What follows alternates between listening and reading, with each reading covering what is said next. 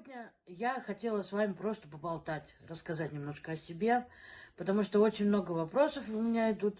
Кто я, откуда я, как я начала плетение свое, как я пришла к этому выводу, как я решила заниматься этим видом творчества. Меня зовут Светлана, мне 41 год.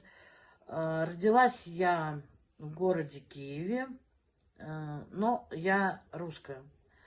Родилась я в городе Киеве, поскольку у меня папа бывший военный. Он учился в Киеве, и, соответственно, я там так и родилась. Ровно в год меня увезли на север. Это в Мурманскую область, да. Я из города Североморска. Жила там всю свою юность, училась там, получила там образование, специальность и прожила там до 17 лет. В 17 лет я переехала в Санкт-Петербург. Это в 98 году. Ну, в Питере я уже вышла замуж, у меня появился ребенок.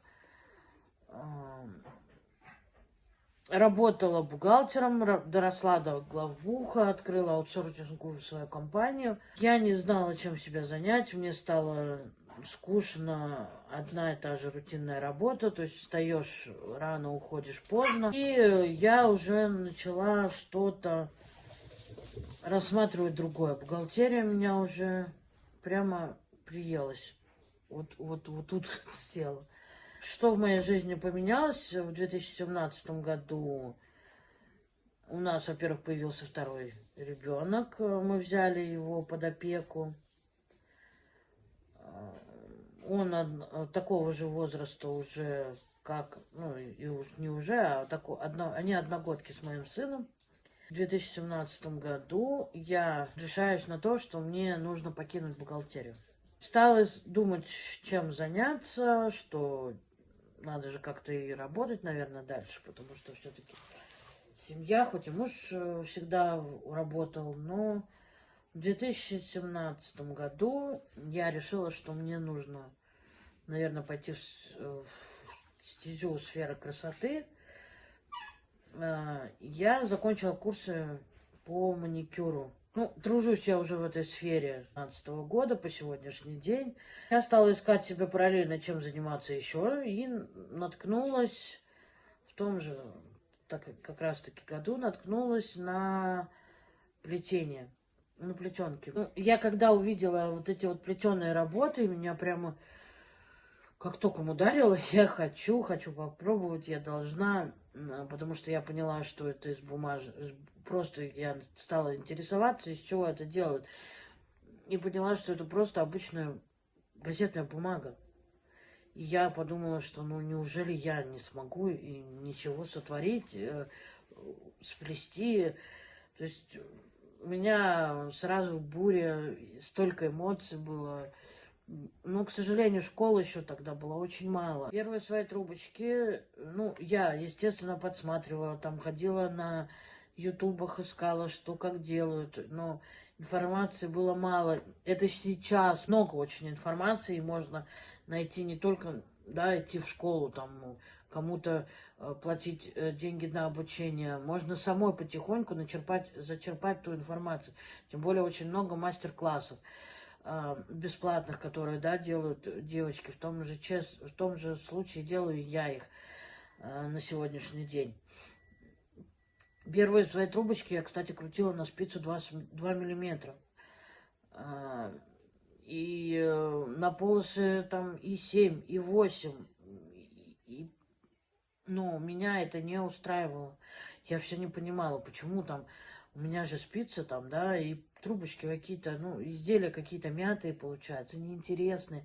Совершенно не то, что мне, ну, как делать девочки. И не могла найти информацию о том, что нужно было банально просто взять спицу меньше. Вот поэтому тыканьем, мыканьем, помню, как я первые трубочки свои покрасила. Эти руки были в краске, плела я. Никакой обработки не было.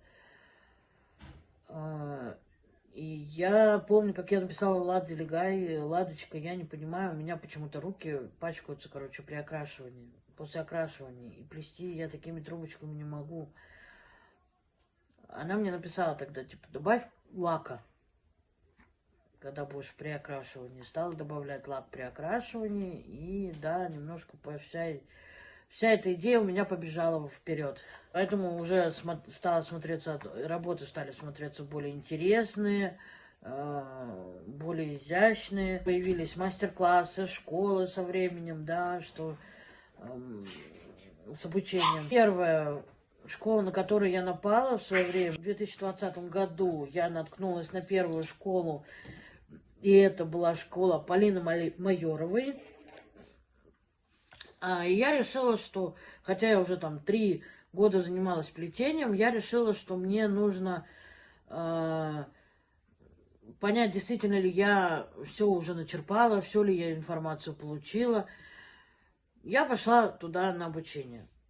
Я была в первом потоке, познакомилась я с кучей единомышленников, поняла, что мир плетунов очень большой. Сейчас занимаюсь еще пошла в проект среди мастеров. Там мы показываем бесплатные мастер-классы, да, то есть мы в прямом эфире, в Инстаграме показываем мастер-класс в рамках этого проекта. Тоже очень интересная вещь, в которой можно научиться от и до какому-то либо мастерству. Конечно, там достаточно много кукольников, но это тоже интересно. Все, что есть, у меня какая информация, я вам ее все отдаю.